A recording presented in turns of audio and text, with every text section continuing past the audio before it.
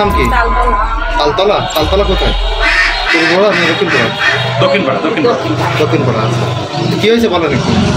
ঘরে পানি কিছু থাকা যাচ্ছে না।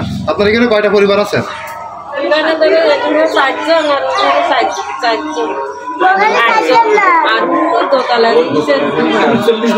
43 ঘর আছেন, তাই তো? আচ্ছা, এটার মেম্বার তো ছিলেন নাকি? মেম্বারের সার্বিক সহযোগিতা পাচ্ছেন তো? আচ্ছা, ঠিক আছে। আপনারা কি বন্যার কারণে এই স্কুলে চলে আসছেন? বাড়ি কি পানি উঠে গেছে? এই সামনে ঘরে পানি। কতদিন যাবত আছেন এখানে? প্রায় মাস করতে গেল। আপনার থেকে বিল সাইডে বাড়ি? হ্যাঁ। বাড়ি কতটুকু পানি? এই পানি। ও, ঘরের ভিতরে পানি ঢুকে গেছে, যার জন্য এই স্কুলে উঠছেন। হ্যাঁ। আপনি তালতলা সরকারি প্রাথমিক বিদ্যালয় না এখানে আছে? সমস্ত চ্যানেলে সব আছে। মেম্বারের নাম কি? এখানে মেম্বারের নাম কি? উনি থেকে আপনাদের এই যে তালতলা যে সরকারি প্রাথমিক বিদ্যালয়, এখানে আপনাদের পরিবারদের আশ্রয় দিয়েছেন, উনি ব্যবস্থা করছেন না? ও, তো ওনার আন্তরিকতা কেমন সে বিষয়ে খোঁজখবর নিয়েছেন? এলাকার যারা অসহায় মেহনতি গরিব মানুষ তাদের তো খোঁজখবর নিচ্ছে নাকি? না, নিচ্ছে না।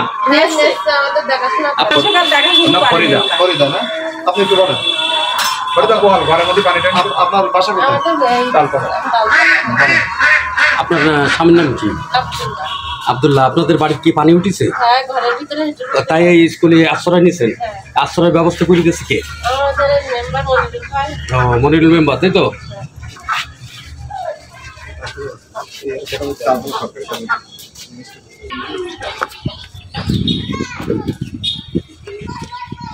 আমি মোহাম্মদ মনিরুল ইসলাম, ইউপি সদস্য, 13 নম্বর লাপসা ইউনিয়ন, 9 নম্বর ওয়ার্ড, তালতলা গোপীনাথপুর।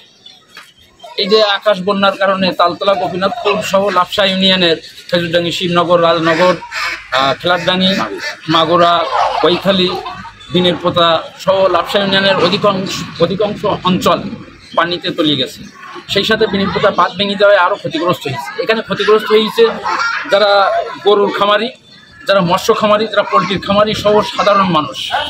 এই অবস্থায় এই অঞ্চলের সাধারণ মানুষ, খেটে খাওয়া মানুষ, তারা বাড়িঘর ছেড়ে তালতলা সরকারি প্রাথমিক বিদ্যালয়, তালতলা আদর্শ মাধ্যমিক বিদ্যালয় এবং গোপীনাথপুর সরকারি প্রাথমিক বিদ্যালয়ে মানুষগুলো আশ্রয় নিয়েছে।